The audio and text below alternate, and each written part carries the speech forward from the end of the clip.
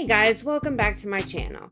So today what I want to do is I want to use this really cool guitar mold that I found. And if you kind of look at the inside of it, it's supposed to be like a sunset, sunrise, and like mirrored effect, I think. At least that's what I see when I look at it anyway. Um, but what I want to do is I want to layer this piece with 3 different layers, and I want to give it that sunset type effect. And the way that I want to do this is I want to layer alcohol inks. So the first thing that I'm going to do is I'm going to mix this really pretty blue mica and just have that as the solid background for this piece. Just the blue. It works for the sky. It works for the water. And it'll just be the perfect kind of backdrop for what I want to do. I don't necessarily want the alcohol inks to cover all of it. I do want you to be able to see through the layers all the way down to the blue in certain parts. Now, I mixed up about 80 ml of the NicPro Crystal Clear Finish resin, and I just, I want this to be opaque. I don't want to be able to see through it at all. Now, this mold is super, super shallow, so my layers can't be thick. That being said, this layer is going to have to be a little bit thicker than the others because I don't want you to be able to see through that blue background. And I feel like no matter how opaque you make the mica powder, if you put that resin in too thin, you're going to be able to see through it. So I need to make sure that you can't. That's my plan anyway. Now, there are so many little grooves and holes and just all kinds of detail as far as the way the mold is cut for this piece.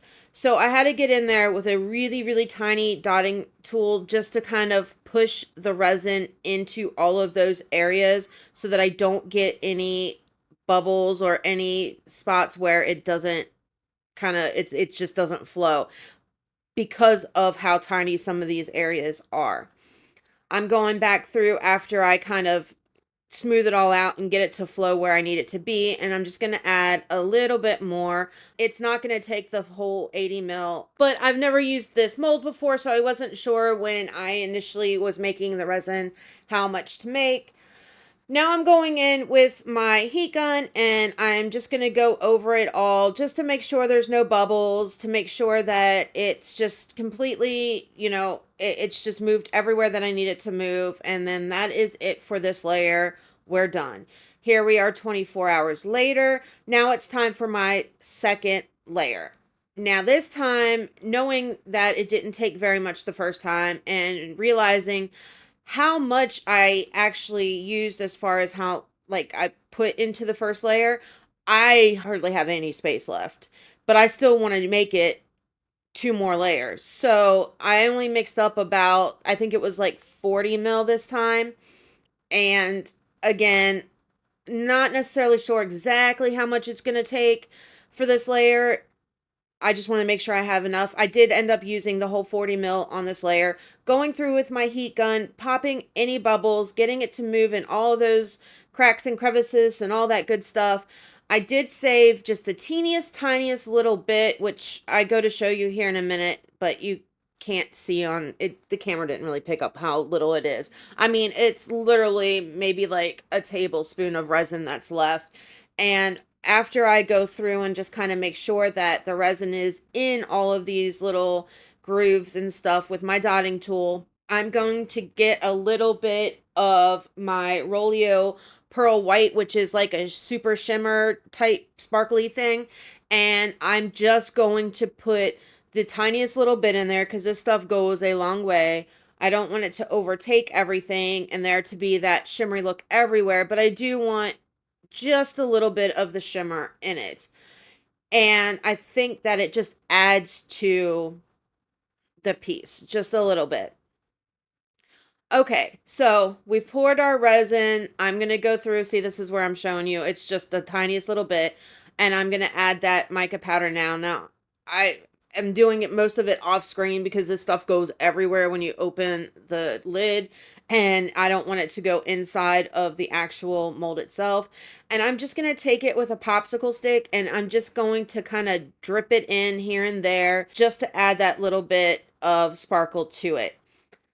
After this, now because my resins are two different temperatures, because I took the heat gun to what's in the mold, I will go through and heat it up again just to get that resin that I'm putting in there now just to move and kind of spread out a little bit and bring it up to the same temperature so it flows nicely with the resin that is in the mold right now. The reason I'm doing that is because as of right now, I don't know if you can tell from the screen, but it's just kind of however it's dropping in there, that's how it's gonna stay. Like, I mean, it'll move some, but I want it to spread out more. I don't just want it to be lines. I want it to kind of flow. Now I'm taking my alcohol inks, and again, I'm doing this in kind of like a sunset type mood, you know? So I'm taking my reds and my purples, and I'm putting them up near the top, and it's just a couple of drips. The mold's not super huge. I don't want all of it, like, I don't want the color to completely overtake the blue, so I just want to do a little bit. Then I'm going to move into where the sun is, and I'm going to put my orange and my yellow. So when I put the yellow in, I do end up adding more drops than any other color, simply because I have found in my experience anyway that the yellow just doesn't seem to be as strong, and it just doesn't, you can't see it as much as every other color. So I do go and add probably about twice as many drops as I do any other color. The orange I'm kind of careful with because it will overtake the yellow, so I don't want to put too many drops in. Do want it to be kind of straight down the middle into the neck of the guitar. After this, I'm going to go with greens. Now, I get if it's going to be over the water, you're not necessarily going to have the green, but if you use your imagination some, maybe the tree line is right underneath the yellow and it's just kind of flowing and reflecting into that. I mean, I didn't want to use blue. So I did do two different colors, and I'm trying to mix it up a little bit so it's not the same. And then I'm going to hit it with the heat gun one more time just to kind of make it, the resin, a little bit more flowy, a little bit more liquidy so that these alcohol inks move. I'm not looking for drops, so I'm not putting white in. Like, I'm not doing a Petri effect. What you're looking at is going to be the top of the piece. It'll be the front.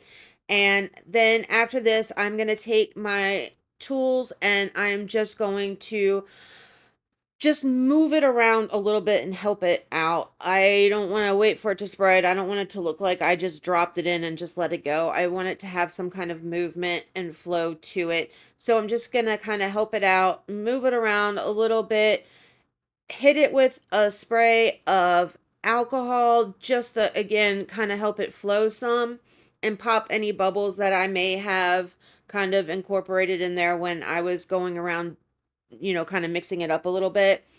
And here we are 24 hours later, time for the final layer. Now you can still see the blue in there. This time, what I want to do is I want to add slightly different shades of these colors. I want different reds and purples up in the top. I would like a different orange. Unfortunately, out of both sets of alcohol inks I have, it's just orange. I don't know if it comes in any other variations or whatever. So that's not possible. But I do have a slightly different yellow that I'm going to put in there. And then two other colors for the bottom as well. What my hope is out of this is that once this layer is cured, you'll be able to see down through into the different colors of alcohol inks, and it'll give it more depth and dimension in this piece. And the reason that I'm doing it in layers aside from that is I don't want all of these colors to blend. I want to be able to have the variations of colors without them all blending. If I was to put all of these colors in just one layer, I feel like with the resin, the way it moves when it cures, that I wouldn't have any true distinction of color, and it just wouldn't be the same. Like, this is what I have in my mind anyway. I mean, I guess we'll have to see what it looks like when it's done, but that's just what I'm going for. Now, it may be better if I had maybe a piece with less kind of movement as far as the way the piece is cut, like the mold, or if it was deeper. The one thing that I forgot to do that I wish I did do in this level too is I wish I put some of the super sparkle in this layer as well, just for that added, shimmer that we have in that first layer. So I'm doing the same thing, a couple of drops of the two colors in each section, hitting it again with my heat gun just to kind of make that resin more fluid and move, and then taking my dotting tool and kind of just going around and pulling the color in some of the empty spaces. Like, I still want some empty spaces where you can see that blue down through there, but I don't want a lot of it. Like, I want you to be able to see it without like it looking like something's missing from it. Just going through all the tiny little grooves, moving the alcohol ink around, and we're just going to let it cure and see what happens. And hopefully, fingers crossed, it comes out the right way, the way that I've got in my mind. I mean, I think it looks pretty neat so far just by the colors that I'm looking at.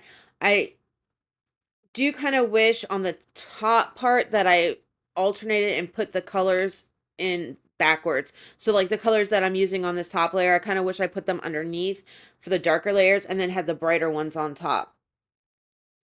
But I wasn't necessarily like thinking of that when I did it initially. Because at that point, I hadn't even decided until I'm doing this layer right now that I want to use different colors instead of the same colors that I had already used. But, it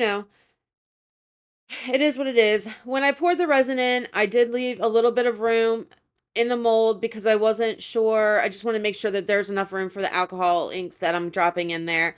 So I do have a little bit more room. So I'm just kind of very lightly filling it up. And I'm not like dumping it because I don't want to move the alcohol inks like a bunch. So I just want to kind of just fill it up, very slowly pour it in, hit it with my heat gun again, just to pop any bubbles that I may have just put in there. And then that's it. We wait. Fingers crossed. It turns out. I hope so. And I honestly cannot wait to demold this thing. 24 hours later, and this beast is done.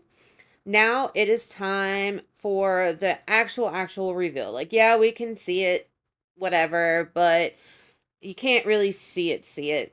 It's not a super difficult mold to unmold. I do know that you got to be a little bit more careful than I was when putting the resin in, because if it attaches like in all of those little cutouts where, especially in the middle of the guitar, it's a pain in the rear end to get out like any droplets that cure that shouldn't be there. Mainly because it's too small to stick your finger in there, so you got to get your craft knife and kind of get them out. All in all, I like it. I do wish, like I said, I had alternated and put the darker colors on the bottom and the brighter colors up top. You would be able to see them a little bit better and clearer. But I do like it. The shiny, super shimmer stuff does come through. It's just very, very faint, and you kind of have to look for it. So again, I wish I would have put that on the top as well. But I do like it. I like how you can see the yellow over the orange, and you can kind of see the depth of the colors. It would have turned out better had I done it the other way around, but I think that's what I'll do next time and see how that turns out. But I do think it's a really neat little mold. I like it a lot. It's definitely different. I've not seen this done anywhere before, and I think it's pretty. I think it'll be a nice addition to my husband's guitar collection. And yeah, so here's the glamour shots. And in closing, I just want to thank you guys. Like, subscribe, share, all that good stuff. And I will see you guys on Thursday for the next one. Love ya. Bye.